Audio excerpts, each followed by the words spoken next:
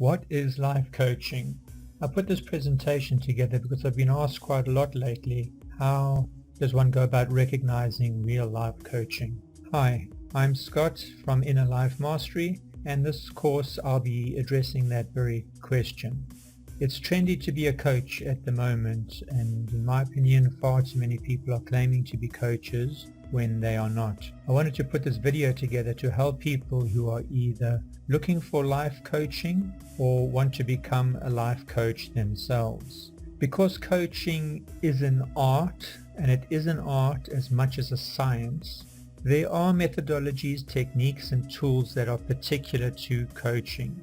The practice of life coaching has been benchmarked, and we'll cover these benchmarks in this course. So generally what we'll cover in this course is what life coaching or coaching is not, what a life coach is, more specifically what is expected of a real life coach. I'll introduce you to the ICF, and they have the required skills and core competencies a coach is required to master benchmarked. At the end of this course, the outcome I want for you is to have the information you need to recognize a real life coach, or be able to recognize a real life coaching program should you want to become a coach. Okay, so what is coaching not? The first thing coaching is not is therapy. Therapy focuses on past events. It deals with the client's mental associations and meanings they've made around past events. Therapy usually addresses an emotional trauma of some kind relating to that past event. Hopefully these people can learn to cope with that event. Coaching is obviously not therapy. Therapy is not coaching. Consultants concern themselves with organizational change. An expert and experienced professional delivers reports and presentations to that end. Then they tell the company what they should do.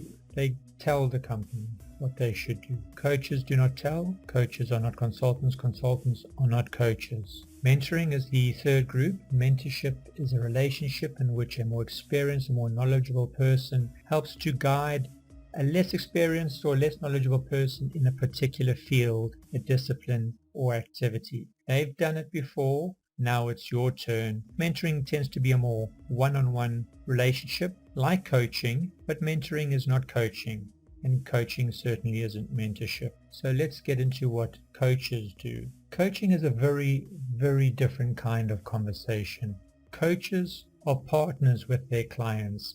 There is an equal status between the two. Coaches approach their coachees more as equals. In fact, the coachee is considered to be the expert of their life and as the only one who can access their own inner resources, wisdom and experience. The coach is the expert in facilitating the conversation that brings out the most resourceful depths of the coachee. So the coach has to be a professional, and they have to facilitate the conversation that brings out the best in their clients. Pure coaching does not entail giving advice. If someone ever offers you coaching or calls what they doing coaching and suggests anything about giving advice, run. That is not coaching.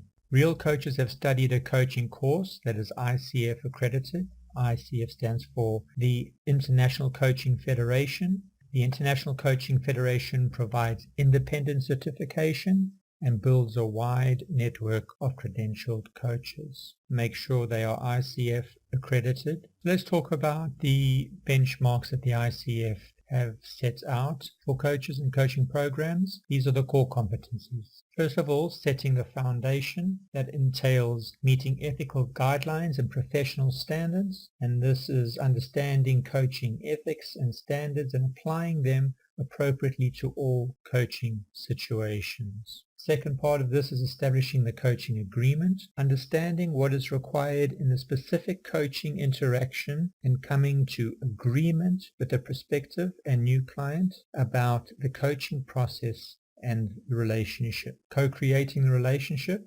First of all, this is establishing trust and intimacy with the client, creating a safe, supportive environment that produces ongoing mutual respect and trust. And the next point is coaching presence, which is all about being fully conscious and creating spontaneous relationships with clients, employing a style that is open, flexible, and confident. The next benchmark is communicating effectively, and this involves, first of all, active listening, which is about focusing completely on what the client is saying and is not saying, and understanding the meaning of what is said in the context of the client's desires and supporting client's self-expression. Powerful questions. Asking questions that reveal the information needed for maximum benefit to the coaching relationship and the client. Direct communication is about communicating effectively during coaching sessions and using language that has the greatest positive impact on the client.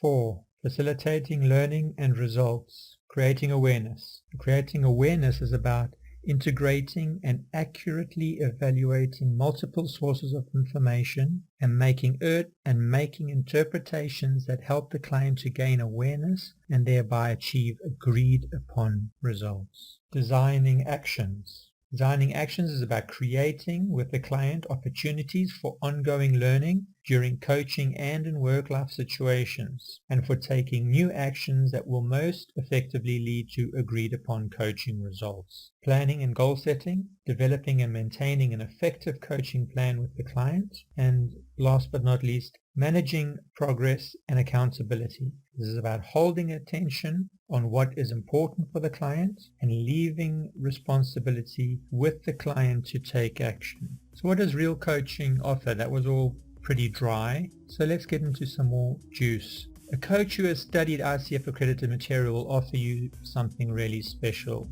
First of all, their skill set makes them thought-provoking and inspirational. They focus on your goals, your dreams, and your inspiration. You focus on your topic. The coach focuses on getting the best out of you. He uses language, uses powerful questions, and goes deep into you to get the best out of you.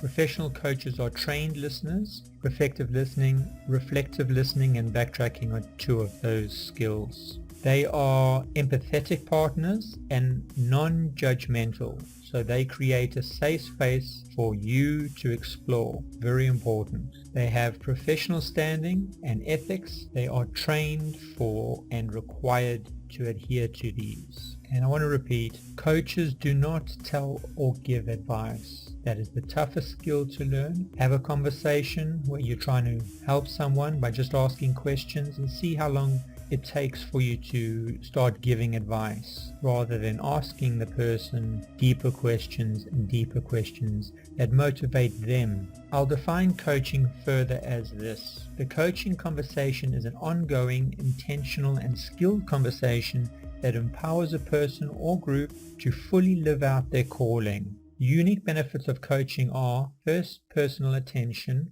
A coach focuses on the agenda of the client.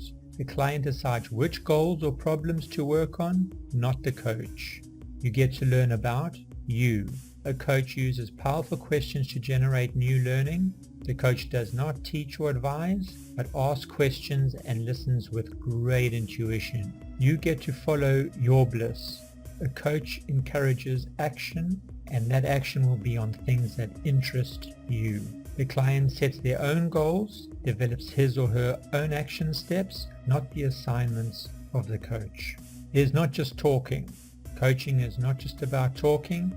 A coach supports change, and change means action. A coach follows up to support personal learning, growth, and change while holding the coachee accountable. That's what real coaches do. I hope you found this presentation helpful. If so, you can find me on Fiverr.com, and I offer my coaching services there. So if you want to be inspired and find out what's most important to you, then that's where you can find my services. If you'd like more free tools and techniques and insights, you can find me at innerlifemastery.com. In the meantime, like this video, subscribe to this channel, because I'm going to be coming out with many more videos on actual techniques, and we'll get into more interesting stuff. I know this video was a bit dry, but we'll get into more juicy stuff in the future. Thank you.